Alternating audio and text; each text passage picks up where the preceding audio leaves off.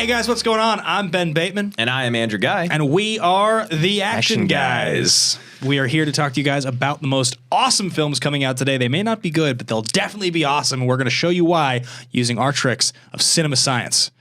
Yeah, you guys might know us from Action Movie Anatomy. You might know us as being jackasses on the Movie Trivia Schmodown. This is something a little bit different. Using cinema science, we are going to tell you why we believe that Gerard Butler is the embodiment of the 80s action star today. Yeah, absolutely, guys. So thank you for tuning in for the very first episode of this. Stick with us as we share with you all of our fun opinions, thoughts, and love of Gerard Butler, Gerard, as we like to call him. And we will see you guys in just 1 second. First and foremost, we should probably just get into this show's thesis statement. Yeah, absolutely. I mean, every single show is going to start off with a thesis statement to kind of bring us through the entire episode. And Jerry B is one of our absolute favorites of all time. But there's something very unique about his filmography, Ben. And what would you say it is very reminiscent of? You know, Gerard Butler, or Jerry B, as we so affectionately like to refer to him, he is the closest thing to an 80s action star we have working today in films. He's like the bastard love child of Steven Seagal and Sylvester Stallone. I mean, he truly embodies this wonderful genre of action star that we don't have anymore. We had back then and we don't really have anymore. So today's episode thesis statement is that Gerard Butler is the closest thing to a classic 80s action star we have working today in film, and we're going to explain to you why. Right. Now, it could be the Jean-Claudes, the Chuck Norrises, the Steven Seagals, the Charles Bronsons, whatever you might have as your favorite 80s action star, but he really is that guy now because if Gerard Butler were to show up in a Denis Villeneuve, Taylor Sheridan, even a Tarantino movie, and he's like the lead bad guy, you wouldn't be surprised. No, right? You'd be stoked. A-list enough. Yeah. But the movies that he's done in the last like 5 years, 10 years, they're mostly all laughable. Yeah, like if you were to compare him to let's just say he's like a bastard love child to like Stallone and Seagal. You just compare the movies they were doing in the prime of their action career, the titles to his. So like with Stallone, you've got like Cobra, Lock Up, Over the Top. Right. You know, Seagal, it's like Marked for Death, Hard to Kill, Hard to Kill, On Deadly Ground. With Jerry B, it's like Law-Abiding Citizen, Geostorm, Gamer, Olympus Has Fallen. Yeah, London Has Fallen, Machine Gun Preacher. It's like that one's pretty highbrow. Yeah, for Jerry. that was actually really good. I would be into that movie. But it's interesting because like you don't expect. What do you like when I saw Geostorm on a plane home from a great place to watch Las that Vegas. film. Yeah. It's like Jerry B almost controls the entire in-flight library of films. He controls the Geostorm. This is my plane. You know, I think before we go too far into this thesis, I think we should just take a quick step back to kind of explain our methodology to this show, to Jerry B, our love for him, all of it, because I think we've come out of the canon pretty hot and heavy. Oh yeah, absolutely. I mean, because we love Jared so much, we get very excited when talking about him. So yeah, we do this show called Action Movie Anatomy. It's over on the Popcorn Talk Network. We've done it for years now. Yeah, we've done almost 200 episodes. We break down movies, one movie at a time. Have a great time, laugh about them. There's a couple kind of totem spirit animals of that show. I will say that I don't have to sit and stare at you during that show. Yeah, it's definitely different. Yeah, I don't mind it. How are you feeling about it? I feel okay. Yeah, it's just Yeah, okay. Would you like me to put on sunglasses? I mean, a big part of that show is me embarrassing myself on it. So it's warm in here. I mean, are you going to sweat a lot? I'm going to sweat a lot. But there's staples of that show, things that we really, truly love, that some of it's a little too highbrow for this. Not saying that this is a lowbrow show. We don't really want to just regurgitate what we did on that show. No. But there are certain things that we must bring over. And one of those is Jerry B. And so at one point, I guess it was probably last year. Yeah, it was probably last year. Geostorm came out in 2017, I think. Yeah, makes sense. So I interviewed Jerry, a year ago. We just found out earlier today, based off of the thirsty tweets, that it's actually pronounced Gerard. That's how he pronounced it. Well, it's just the only way to pronounce it now. Hello, I'm Gerard Butler. I'm Gerard Butler. Yeah, and I'm reading thirsty tweets. I wish he took more roles with his real accent. I do too. Because it's wonderful. He keeps being American when he doesn't need to be. He doesn't need to be. Anyway, I digress. Leonidas. He kind of has it there. A little bit, actually. Well, yeah, he gets to embrace the Scottish more. He hadn't learned with a dialect coach how to avoid it yet.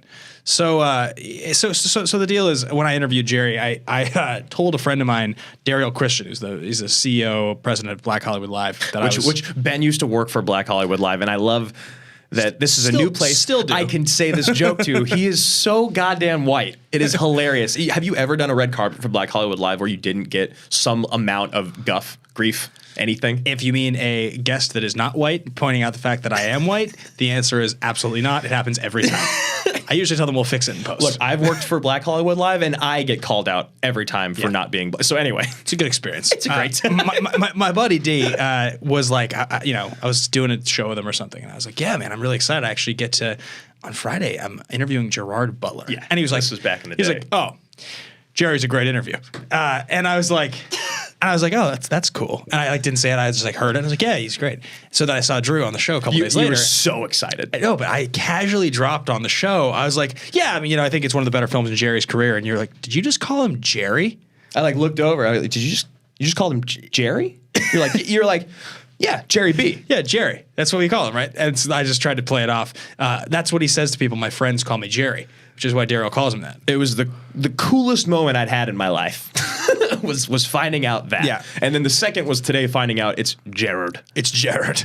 So yes, that's why we're talking so affectionately about Gerard Butler, about the film Hunter Killer, which, just for the record, guys, is not good. It's not a good movie, but see, this is the reason why we made this show. We had the idea for this show. We've been doing that other show for 3 years. We've had millions and millions of people watch it, hundreds of hours on air, and we realized that the best parts of every action movie, even the good ones, it's the moments in between the action. It's kind of, it's like the things that make the movies awesome. Yeah. And so we really decided that we wanted to be able to do a show that was inspired by new movies that maybe if not great, were at least awesome. And we were going to prove to you guys why they were relevant to talk about. Yes. Talking about the most awesome things. And there's a lot of awesome things about Hunter Killer. Oh, it's a very bad movie. In fact, we were so drunk when watching it, both of us nearly passed out. I did pass out for parts of it. Yeah, you fell asleep for like 15 minutes, but what was so good is that Ben and I knew that these two shows had to happen on Hunter Killer, so we very adamantly took drunken notes for the first 40 minutes of the show.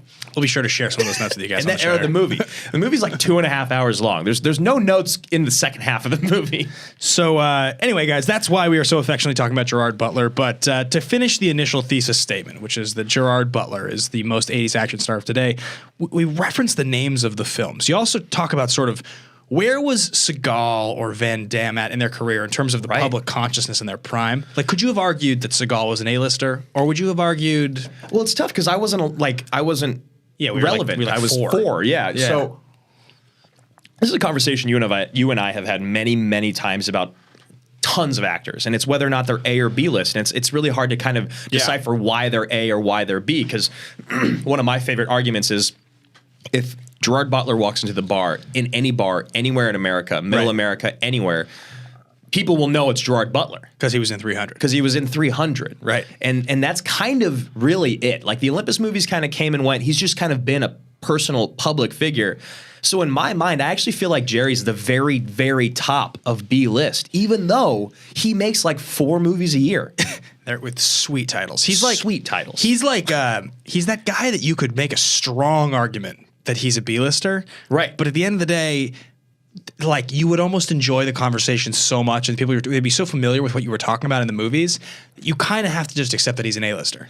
Well, because, again, like I said earlier, is if he popped into any movie with any director, biggest director in the world, starring opposite of Leo, you wouldn't be that surprised. Yeah, it would be oh, Gerard Butler. He's coming back.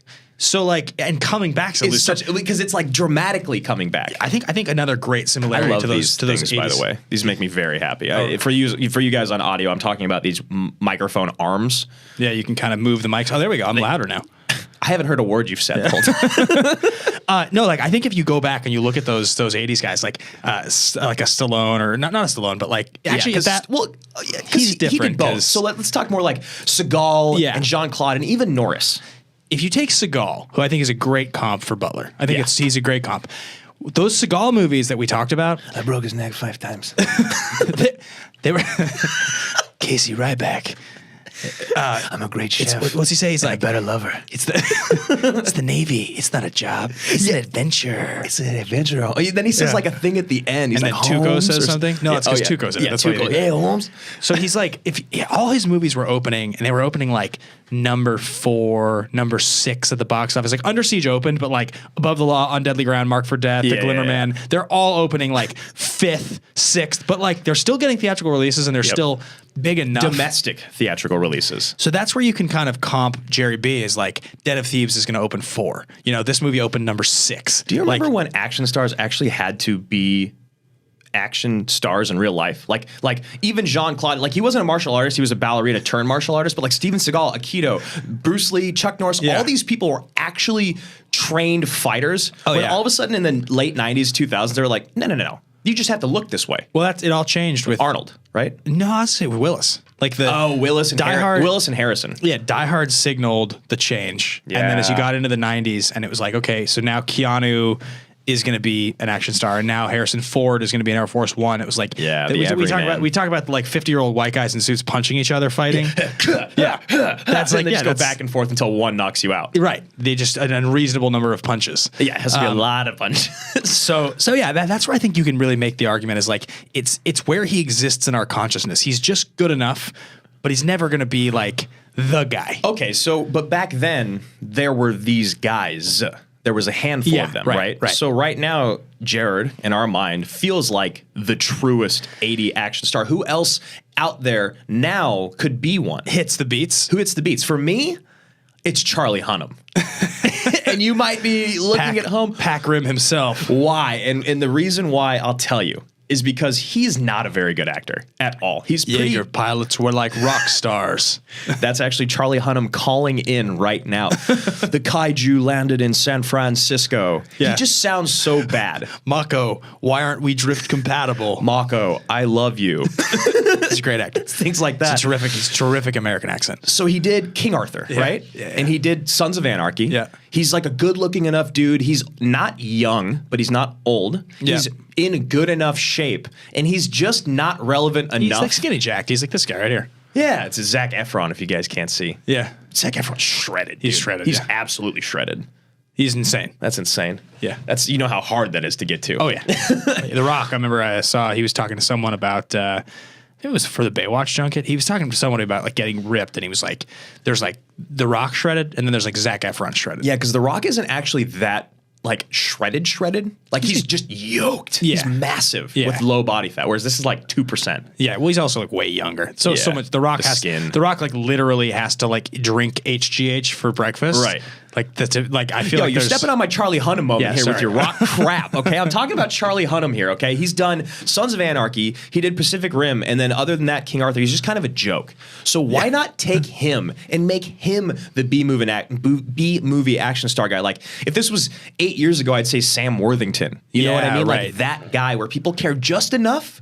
So start making really bad, dumb throwaway action movies. But Jared's just so much better. You have to like be in on the joke a little bit too, because Jared has movie star charisma. Yeah, whereas Charlie Hunnam doesn't. Because that's where I think like you could do it with Hunnam almost. Except the problem with that is that like he takes himself too seriously. Whereas like I think Seagal was in on the joke a little. Like definitely Butler is like Butler. Oh, Butler loves making fun of himself. The thirst tweets, the like I'm thirsty as fuck, all that stuff. Like he's willing to totally poke fun at himself. Yeah, for the greater good of being good. And also it's what makes him so likable. I mean, I told the story on the last show, but I'll tell it again. Like when I met him at Geostorm at that premiere, he talked to every single reporter on the carpet. Like, and he was so like charismatic and likable, and just like he just got it. He was like, my value is to be super entertaining and warm and be great to work with. Like he went in 20 minutes late to his own premiere just to talk to all of us. Yeah, and he said that to his phone. He's like, I'm 20 minutes late for my own premiere. Rah, rah, rah. Yeah. But and guys, for you at home, or even if you are a person in the entertainment world, that is something to be treasured and admired, because most people, for instance, like, and I love Charlize. But if you talk about Charlize showing up to a red carpet for even her own movie in like Atomic Blonde, she's supposed to be there at 7:30. She might show up at like 8:40, 8:20, 8:30, like 10 minutes before the premiere starts. Maybe do the first two people, maybe if it's like Entertainment Tonight or Access Hollywood or whatever, and then go inside. And if you're even 10 10th, 20th, you will never even dream. You go to there knowing I won't talk to Charlize tonight. I mean, 6 months ago, whenever it was that Gringo opened, she walked right past me. Right. And I saw her walking from 40 feet down the line, and she skipped 40 feet of reporters before she got to me. Before she skipped and then you. walked right past me. Yeah. So, I mean, it happens. Like, especially if you've done it a long time. It's no slight on them. It's just, yeah. That's why we're doing an episode on Jerry B's Hunter Killer right now. On Gerard Butler. Okay, so maybe Charlie Hunnam isn't the best answer. Who's better? I would say that the other most obvious, and we mentioned him a second ago, is got to be Dwayne "The Rock" Johnson. And I mean, he's too famous though, right?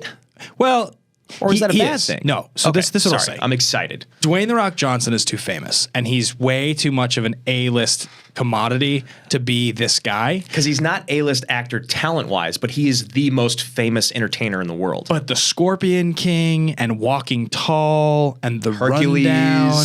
Yeah, like he made a lot of, and even now, the movies that he's making, he made Skyscraper. So maybe it's better to say that The Rock just would be this if he wasn't so famous. He did something with his brand. I think it was two things. His marketing team is the most brilliant marketing team ever. He just reinvented his brand, and the combination of Luke Hobbs was a big deal. Like when he got introduced into Fast and the Furious. Right, and then he immediately, but was it his marketing team then? Or was it like them telling someone to coin him as franchise Viagra? Like even just that small little nugget of a name is huge. Well, so that was 2011. So I read an article about him had to have been like 2014, something right around then. Okay. And he fired his whole team. He hired this whole new team to reinvent his career, right? So all the movies that he was taking, his entire vision of what his career was going to be changed at that moment. And that's when he started to build whole sort of franchises around him. That's when he decided to he did Hercules, which wasn't great. Very bad. That's when he decided to put Ballers into production. Which I've heard I've never watched one episode of Ballers. I heard it's pretty good. There was something about, he just sort of got it, and that turned him into a commodity so much bigger than what Jerry B is. Right. And there was a minute after 300 where you were like, is Jerry going to be the guy? Like, could he be one of those top guys? Well, because he also did Phantom of the Opera, and he's not a bad actor. He just picks not good roles. Yeah. Or he doesn't. A lot of actors go out there to try to prove something with their roles, and I don't think Jerry does that. I think that's really what it is that kind of separates him. Yeah. So with The Rock, it feels like, because Norris was kind of like that in this. Norris was huge between Walker Texas Ranger and just being this. I mean, the meme thing came later, but in the 80s and early 90s, Chuck Norris was a huge thing. I mean, yeah, Norris and Seagal and Van Damme, exactly. That's that. And even Snipes came in later on. But so why? Right. There's a reason why Geostorm feels exponentially different than Skyscraper, and I think it's because Skyscraper. It's because Jerry B is in on the joke and The Rock isn't anymore. He's in on the joke and be cool. Yeah. Because he knows. Though actually, I think you're 90% right. His leg saves his life twice in Skyscraper. But then there's also the moment where he holds the bridge with his arms. But he knows in Skyscraper. But to him, he's that's like that Chris Evans, I want a shot of me holding the helicopter. Please let me have my shirt off. No, you can't take your shirt off. Please let me have it. No, you can't. Yeah. But I think that's what it is for The Rock. I want to see where I looked super yoked. Jerry B, there's a line in Geostorm in the script where it's your number of years that you are old doesn't match your appearance. Physical appearance. And The Rock would never let someone say that to him for another 20 years, I bet. Let's talk about another one of the things about Jerry B that's fantastic. Allegedly, he's sober and has been for years. He looks more hungover than you and I ever have in our whole lives every day. He looks more hungover than Affleck looked in the sitting next to Henry Cavill Sound of Silence video. Well, here's the other thing is that which is painfully hungover. It's very, very hungover. It's sad. Jared's body is not one of a person that you would think would drink every day. That's what's impressive. That's what his body doesn't fit his face. Yes. His face looks like an alcoholic. Yes. His body looks like a 45-year-old dude trying to keep it together. I love this guy so much. All right. So what movie are we talking about? We got a fun game to build on Hunter Killer here, guys. And this is a game that we actually played this over on AMA. But we had so much fun with it. It felt like a worthwhile one to repurpose. It has to do with the titles of his film. So let's just pretend for a second you're a fan of Gerard Butler. You've watched 300. You left the country and you come back, and now you've been given a list of films. It's a list of film titles that Gerard Butler has been in, and you are going to choose the films to watch based solely on the titles and the fact that you are thirsty for Jerry. You are thirsty for Jerry. So in the voice of our top 3, Gerard Butler, we're going to accept some film roles. You go first. Hello? Stephen, my agent. That's my agent, Stephen. What, you want me to do a film? Yes? It's called Dear Frankie. How many times do I get to say Dear Frankie in the movie? 15 times in the movie. I'll take Dear Frankie. Thank you. You got to get the phone. Stephen, lovely to hear from you. Yes, no, I got the script. I read it. Yes, I think it's a lovely script. So I've decided that we have to change the name. I'd like to call it Chasing Mavericks. I don't know if you know this about me, but I was something of a maverick in my younger years. It has to do with surfing. Jerry, you there? Hello? Hello, Stephen. Stephen is hello. I can barely hear you, Stephen. I'm actually on set of the Cherry Orchard right now. What? Well, the Cherry Orchard. Remember, you signed me up for the Cherry Orchard right after we finished Corleones. Yes, yeah. I'll call you when I can hear you. Goodbye, Stephen. Goodbye, Stephen. Stephen. And for my next film, I've decided. Wait, Stephen, are you there? Are you there, Stephen? Yes. This Siri always fucks with me. There's a chance I've heard I'll get to work with an Oscar winner by the name of Jamie Foxx. I've decided to take the film Olympus Has Fallen. Wait, no, Stephen, it's not Jamie Foxx. He's been replaced. He's taken White House down. I'll still take the film. Thank you, Stephen. Is there any way to get me on White House down? No. You know what, Stephen? Hello, Stephen. Well, is that you? Can we get Channing Tatum? Oh, he's on that film as well. He's on that film as well. Okay. Stephen, hello. Yes, it's Jared. Jerry, yes, yeah. I've decided to take a break from action. I've got a new film that's really caught my eye. It's called Naya and the Search for the Golden Dolphin. Well, Jerry, what role are you going to be playing? They actually passed on me for Naya and for the Golden Dolphin, but I'm a trainer. Yeah. A revered trainer, Stephen. I've got to go. I'm a legend. Allegedly a legend. Now, speaking of legends, I've decided to take another film. I'm going to read you the synopsis of the film. Please, Jerry, you got to stop taking these movies without my advice. What is it? Stephen. Fine, read me the synopsis, Jerry. The synopsis of the film goes as follows. Sam Childers is a former drug-dealing biker tough guy who found God and became a crusader for hundreds of Sudanese children who have been forced to become soldiers. It's called Machine Gun Preacher. Yes. You said Sudanese. I don't care what I said. I don't give a damn. It's opening in 1,700 theaters. Make it happen, Stephen. And get me a bonus. All right, I've got to go. And a sparkling water, please. I don't drink. So those are real movie titles. Those Yeah. are all real movie titles that Mr. Gerard Butler's picked, and we left out a bunch of other great ones. There's some terrific ones. There's some very good ones in We've there. lost our entire audience. No one's here anymore. We didn't even have. This is our first show. Like, what is happening right now? So that's the Gerard Butler movie title game. So yeah, guys, that's the first bit of the show here. Moving on to the last bit of the show. Well, because again, I'm very, very excited. The supporting cast in this movie is pretty monumental when you talk about like names in the movie business. And it's one of the more surprising things about the quality of the film is that you had Jerry, but you also had Gary Oldman, you had Common, Linda Cardellini, and you had Michael Nyqvist. And so for those of you that don't know, Gary Oldman just won an Oscar for a movie called The Darkest Hour. Yeah, and this movie actually was made back in 2015, probably. Yeah, I mean, it has to have been. I mean, what we know is that rest in peace, Michael Nyqvist passed away in 2016, and he's one of the starring roles in the film. So And I actually feel like the reason that this movie didn't get released 2 years ago was specifically because of Common. Just because I think his performance is so bad in this that the movie studio was like, this movie's terrible. We have to push this until something huge happens. And then Nyquist died, and they were like, nah, maybe not big enough. Yeah, Common is bad in this movie. There's like lines in this movie where he's like talking to Gary Oldman. You're like, oh wow, Common and Gary Oldman in this scene together. What a powerful This is duo. exciting. This is exciting. Like I think when they filmed this, like he had just come off Selma, so he was like a hot commodity. He had won an Oscar.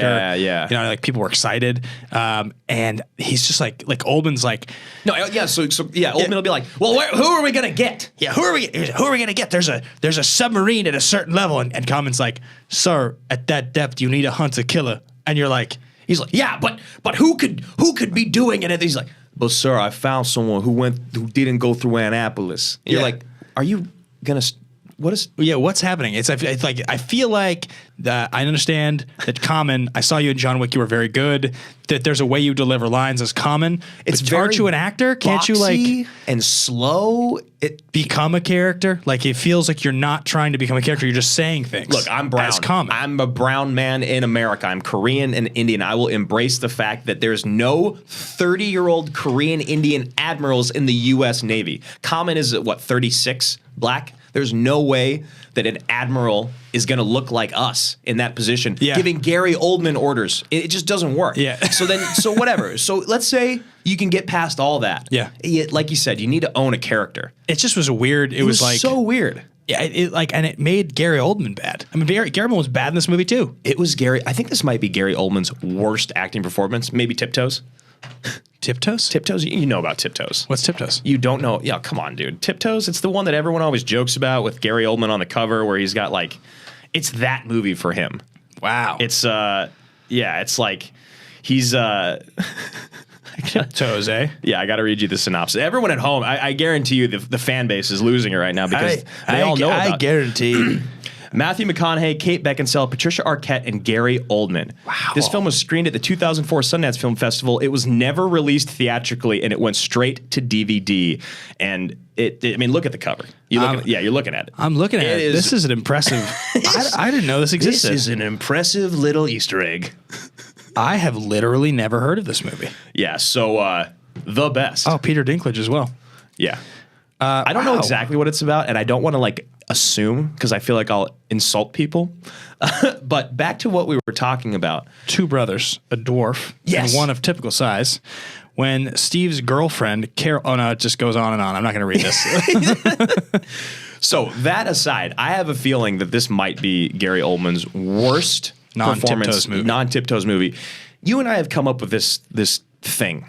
We call it RAR. It's Yeah, it's a segment actually that we had talked about adding on the other show, and we decided to save it here. This is called Just Add Cox. Yes, just add Cox, and it censors on rating above replacement for supporting characters in film. Yeah, so if you show up in a movie, how much value do you bring to that movie if you're outside of, say, the top 1 or 2 stars?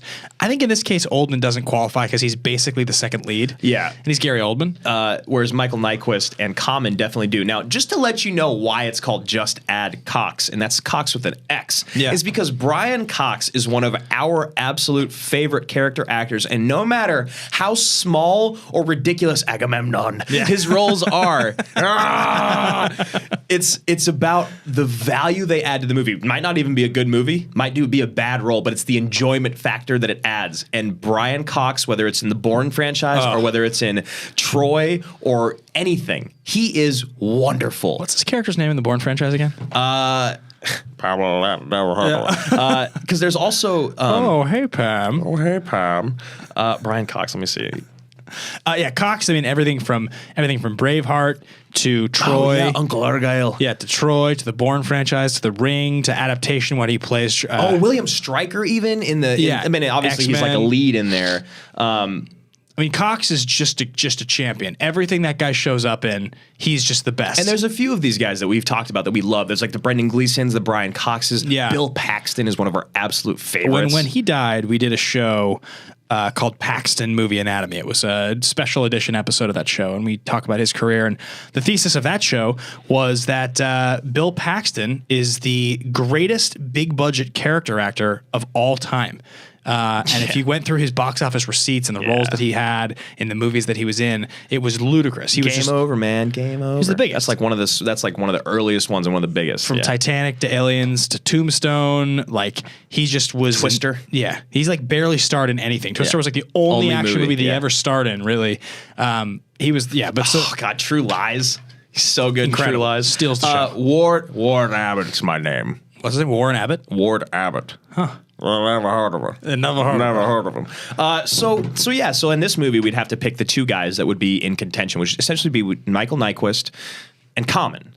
Now, Nyqvist is the most interesting part of this movie, other than Jerry. Yeah, agreed.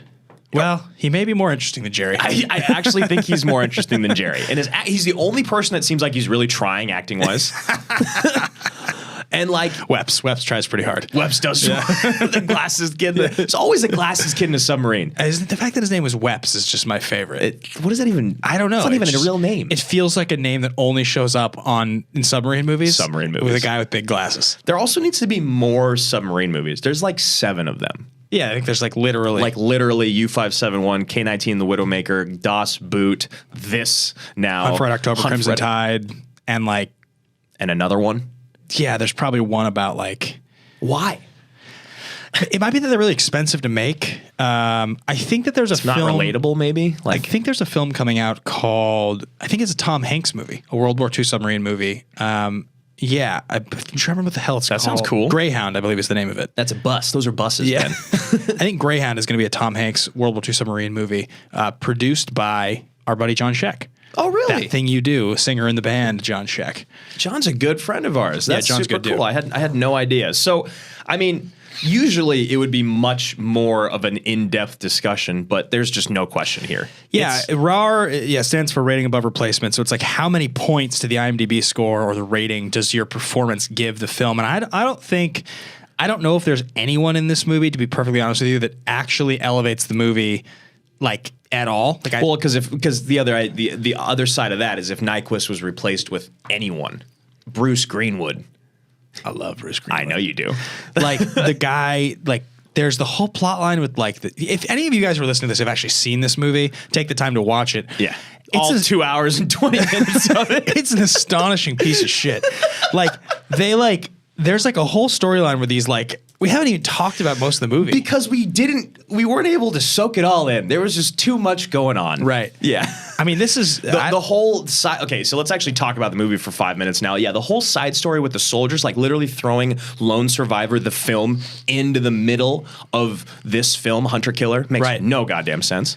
So this film has probably one great Jerry B moment, and it's the speech. It's the speech. It's a good speech. Great speech. It's so reminiscent of that Bill Pullman speech in Independence Day. But I leaned over to you and I was like, that means it could be like Bill Pullman's speech in Independence Day Resurgence when they make Hunter Killer 2, which they're going to make. They're making Den of Thieves 2, which is strong play. It's a strong play. Of his upcoming films. Steven, I've got another film.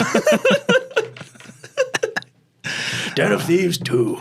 Jerry, The second Den of Thieves. So let me ask you this. Of his upcoming films, so Jerry's currently listed as he's going to appear in 6 films. There's 2 in production. Okay. And, 3. 3 in... One of them's Naya. Yeah, Naya, Legend of the Golden Dolphin. That's a great one. Who else is in Naya, Legend of the Golden I'm going to take it, Steven. You can't tell me not to. You can't dissuade me on the film, Steven. It's a great cast. He is still so A-list. Do you see the cast of this movie? On Naya? Yeah. No, what is it? James Franco, Kate Winslet, Megan Fox, Ellen Page, Owen Wilson, Whoopi Goldberg, Daryl Hannah, Diego Luna, Cheech Marin. Okay, hey, isn't Whoopi Goldberg another one of those always A-list anomalies? I mean, is she still famous? I mean, if Whoopi Goldberg walked in anywhere in the world, you would know it was Whoopi, right? And then also, her getting placed in this movie doesn't surprise you. Wait, director? With Winslet. Oh, and okay. Franco coming off of an Oscar win. So there was a film in 2011 called Naya, Legend of the Dolphins. It's a documentary, and it's going to be directed by It was directed by Jonathan Kay, who's also directing Legend of the Golden Dolphin. Which is a new. It's a story. It's a narrative. That's the word I was looking for. This is an action film following the adventures of Naya, the Golden Dolphin Princess, and her mission to save the Earth. Looks like we're going to be coming back around to Jerry. Looks like the boys will be covering my film on the show. I loved in the Thirsty Tweets thing when he was like, someone said about something about living in his chest hair, and then they hashtag gods of Egypt, and he was like, Oh, you're the one. Yeah. I knew one person saw that movie. Oh, that was a bad. I never saw it. So, okay, here you go. Of the other remaining 4. Okay. All-Star Weekend, Angel Has Fallen, Afterburn, Den of Thieves 2. Which are you most excited for? Oh, it's the Has Fallen. Angel Has It's Fallen. Angel Has Fallen. Is that the next? Is that like? Is next that adventure Air of Mike Force One? Banning? Is that Air Force One coming down? I hoped it was. The synopsis is Secret Service agent Mike Banning is framed for the attempted assassination of the president and must evade his own agency and the FBI as he tries to uncover the truth. Look, I know Mike Banning. He will move mountains or die trying. Trust me. I know this guy. I know. That was pretty good. Yeah. That was a good Angela Bassett. Yeah, he's strong. She was sad when she died Yeah. in that film. Spoiler alert. Yeah, in London Has Fallen. In London Has Fallen. Back to this movie. So the speech that he gives is great. There's a lot of fun lines throughout. I have some of them written down. Oh yeah, like he says the one line about court-martial, right? Yeah. The guy goes, "You'll be court-martialed," and he goes, Then it's my job so I can keep you alive long enough to testify. I looked over you. I was like, ah. There was also the where's the one here? I want this baby so quiet fish will bump into her. Yeah. And I leaned over. I was like, he knew that line had to come at some point. I like that we're doing the Jerry B only in Scottish Gerard voice now. Yeah, even though he almost never gets to actually do his real voice. Exactly. Gerard. He's usually more like, I'm sorry, babe. I'm sorry, babe. Yeah, it's still kind of Scottish. Is Charlie Hunnam's American accent? It's exponentially worse. It's the worst American accent ever, right? Because it's like not that bad. It's just It's not that bad. It's just like- about the delivery. it's like jarring because it just seems like he kind of seems like he's It's slow. He's like reading off of a teleprompter with a period after every word. That's not correct. he's kind of like a slow version of 90s Keanu Reeves or something. Keanu's great. fan. Keanu's just, I love him. Huge fan. Everything. But Keanu will be covered on the show 100%. 100%. Yeah. So I think the last thing to cover here before we wrap up is what are your favorite Jerry B moments? Like Ever? Yeah, because like comparison fist pumps we had written down here. You know, we didn't even describe what fist pumps really were. Yeah. But a fist bump moment is that moment you're watching a movie, something happens, you kind of look around, you're like, are you seeing this right now? That's the coolest thing I've ever seen. Yeah, you might be sitting at home in your bed and you'd be like, oh my gosh. You're like, Ben, what are you doing? Yeah. No, pull up YouTube, pull up YouTube right now. I'm eating dinner right now. I don't care if you're eating dinner. Hunter Killer, 37 minutes in, go now. So that's like Fine. Yeah, that's your fist pump. So, Jerry B's had some good ones. I think I'll jump in first. I think my all-time Jerry B fist pump moment, I think it's just got to be 300 as a movie. It's so good. It's kind of amazing we've never done that on Action Movie Anatomy before. It is kind of crazy. Jerry B movie? It's well, because our adoration for Jerry has grown a lot over the last 6 months to a year.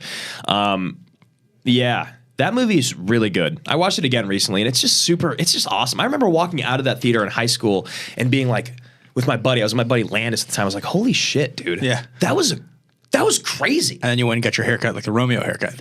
Look, man, it's actually called the Caesar haircut. It was based off of Maximus Decimus Meridius, who is also in talks for Gladiator 2 right now. Fat sweaty crow, huh? Fat sweaty crow. It might not be him. It might just be Ridley. I don't know how Crow could ever. He could never lean back down.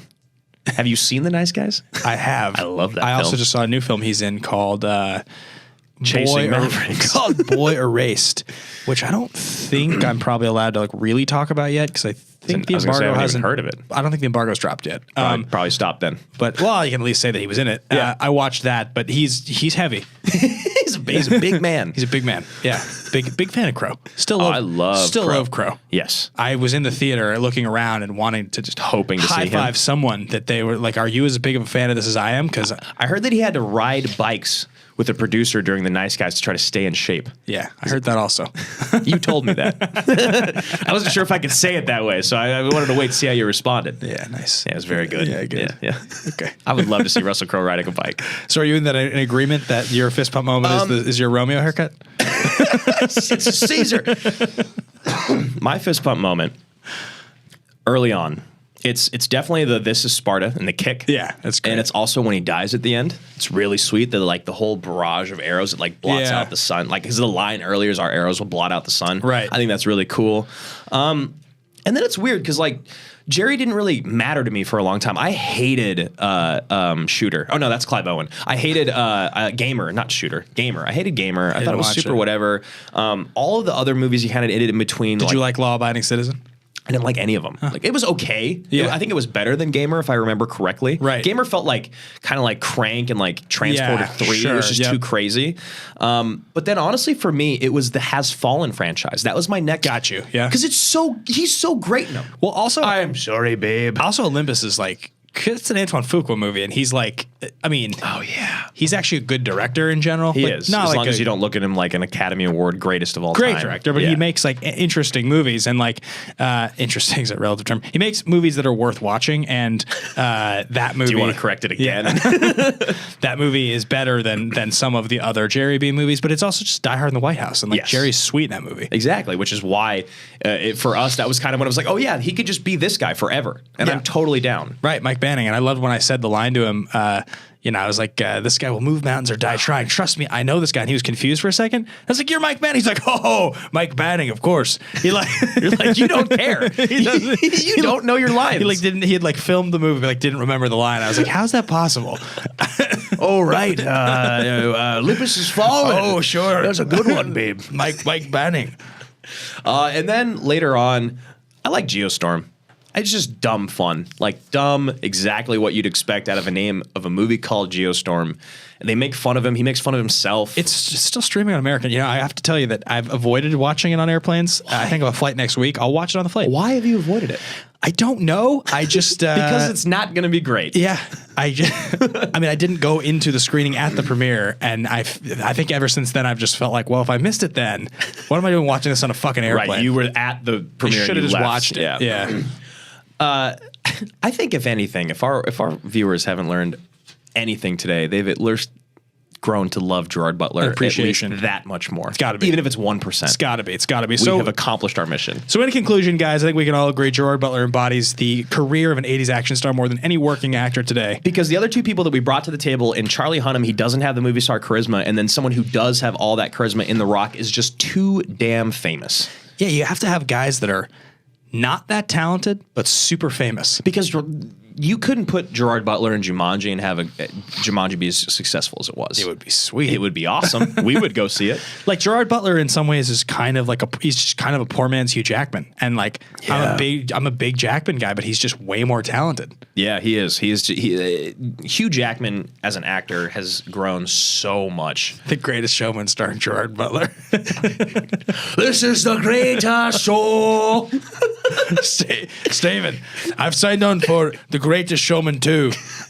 No, it's a straight to Redbox sequel. But It's going to be great. it's going to be huge. You remember the Phantom of the Opera when I sang in that?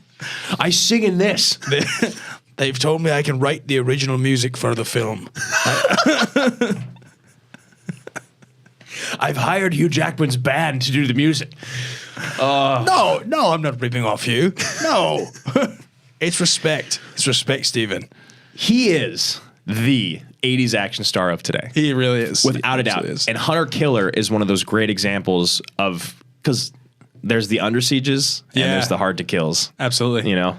So, guys, that's going to wrap up the very first episode ever of The Action Guys. Thank you so much for listening. Thank you so much for watching. If you're seeing this on YouTube, be sure to leave your thoughts, comments below, let us know. Did you like any of the segments? Any things you thought were particularly funny or stupid? If you want to follow along with us, you can find me at Ben Bateman Media. You guys can find me at Andrew Guy. And we also have a Patreon. It's patreon.com/Team Action, where you guys will see a lot of the other things that we do, whether it's reacting to Schmodown matches, top 5 lists sent in from fans. We also just do mini AMAs on movies that we would never cover. That's Action Movie Anatomy. Tons of stuff there. And honestly, we're starting to do more and more things. Yeah, absolutely. So, thank you guys so much for listening to the very first episode of The Action Guys. Hopefully, we'll be back with another film next week. All right. All right. Take it easy. See you guys.